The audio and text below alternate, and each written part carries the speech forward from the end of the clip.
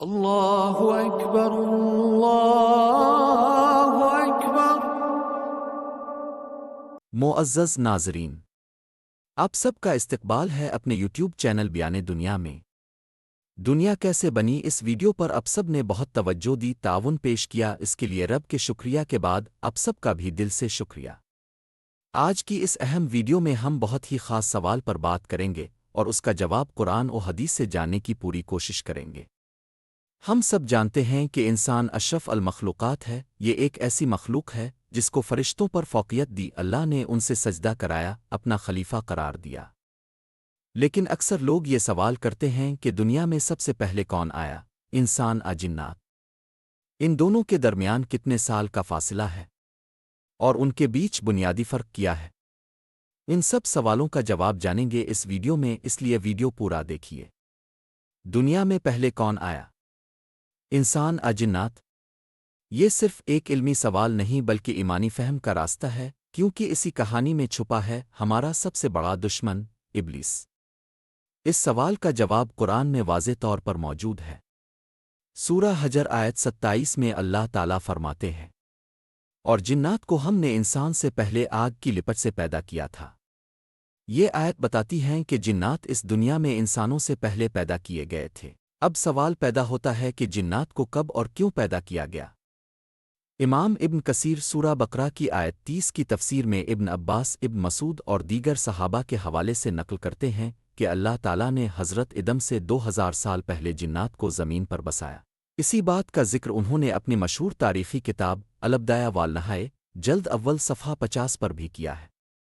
دنیا میں جنات کے آنے کی تفصیل اس طرح نہیں ملتی جس طرح آدم کی ملتی ہے، لیکن یہ بات مشہور ہے کہ یہاں آنے کے بعد لمبی مدت تک قیام کیا، اللہ کی اطاعت و فرمانبرداری کی، لیکن دھیرے دھیرے ان میں بگاڑ اور فساد جڑ پا گیا۔ اللہ کی نافرمانی میں حد سے آگے بڑھ گئے تو اللہ تعالیٰ نے ایک دوسری مخلوق انسان کو اس دنیا میں بھیجنے کا فیصلہ کیا۔ فرشتوں کے سامنے اس بات کا اعلان کرتے ہوئے اللہ نے فرمایا، میں زمین میں ایک خلیفہ بنانے والا ہوں۔ اس کے بعد اپنے ارادے کے مطابق اللہ نے حضرت ادم کو مٹی سے خود اپنے ہاتھ سے پیدا کیا اور ان میں اپنی روح پھونکی کی۔ پھر فرشتوں کو آدم کے سجدہ کا حکم دیا۔ اللہ سورہ بقرہ میں اس حقیقت کا اظہار فرما رہا ہے کہ تمام فرشتوں نے سجدہ کیا سوائے ابلیس کے، اس نے انکار کیا اور تکبر کیا اور انکار کرنے والوں میں سے ہو گیا۔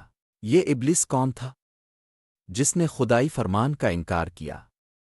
اس پر سورہ کہف آیت 50 میں اللہ کہتا ہے، وہ جنات میں سے تھا اور اپنے رب کے حکم کی نافرمانی کی۔ ابلیس لعین کے انکار کی سب سے بڑی وجہ اس کا غرور تھا، تکبر تھا۔ سورہ سعاد آیت 76 میں ہے کہ اس نے فخریہ انداز میں اللہ سے کہا، میں اس سے بہتر ہوں، تو نے مجھے آگ سے پیدا کیا اور اسے مٹی سے پیدا کیا۔ یہی تکبر، حسد اور انکار انسان سے دشمنی کی بنیاد بنا جو آج تک جاری ہے۔ ابلیس نے اللہ سے قیامت تک مہلت مانگی، جس کو اللہ نے سورہ اعراف آیت 17 میں بیان کیا ہے، اور اس نے قسم کھائی کہ میں ان کو گمراہ کروں گا، ان کے دائیں بائیں، سامنے اور پیچھے سے آؤں گا۔ اسی لیے اللہ تعالیٰ نے ہم انسانوں کو خبردار کرتے ہوئے سورہ فاطر کی آیت 6 میں حکم دیا، یقیناً شیطان تمہارا کھلا دشمن ہے، پس تم بھی اسے دشمن ہی سمجھو۔ اب سوال یہ ہے کہ اللہ تعالیٰ نے انسانوں اور جنات کو پیدا ہی کیوں کیا؟ دونوں کو اس دنیا میں بھیجنے کی وجہ کیا تھی؟ سورہ زاریات آیت 56 میں اللہ فرماتا ہے، اور میں نے جنات اور انسانوں کو صرف اپنی عبادت کے لیے پیدا کیا۔ جن و انس دونوں مکلف مخلوق ہیں جن کے اعمال پر حساب ہوگا۔ جو نافرمان ہیں وہ شیطان کہلاتے ہیں۔ فرماتا ہے سورہ اعراف آیت 179 میں، اور ہم نے بہت سے جن و انس کو جہنم کے لیے پیدا کیا ہے۔ گویا جس طرح انسانوں میں نیک اور بد ہوتے ہیں، اسی طرح جنات میں بھی اچھے برے، مسلمان، کافر اور شیطان ہوتے ہیں۔ ان کے لیے بھی جنت و جہنم ہے۔ اللہ کی ان دونوں بڑی مخلوق میں 3 سب سے بڑا فرق ہے۔ ایک تخلیق میں فرق ہے، انسان مٹی سے اور جنات آگ سے۔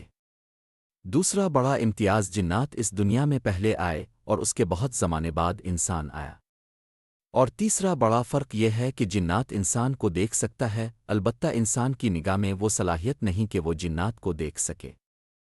لیکن یہ اٹل حقیقت ہے کہ ان دونوں کی تخلیق کا مقصد صرف ایک ہی ہے، وہ صرف اللہ کی عبادت، اس کی بندگی ہے، اللہ کے لیے مرنا اور صرف اسی کے لیے جینا ہے۔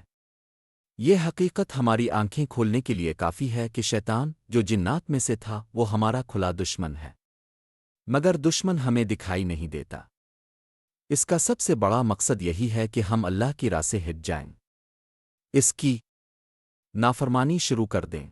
ہمارا کام یہ ہے کہ ہم قرآن و سنت پر مضبوطی سے قائم رہیں اور شیطان کے وسوسوں، غرور، حسد اور خواہشات نفس سے بچیں۔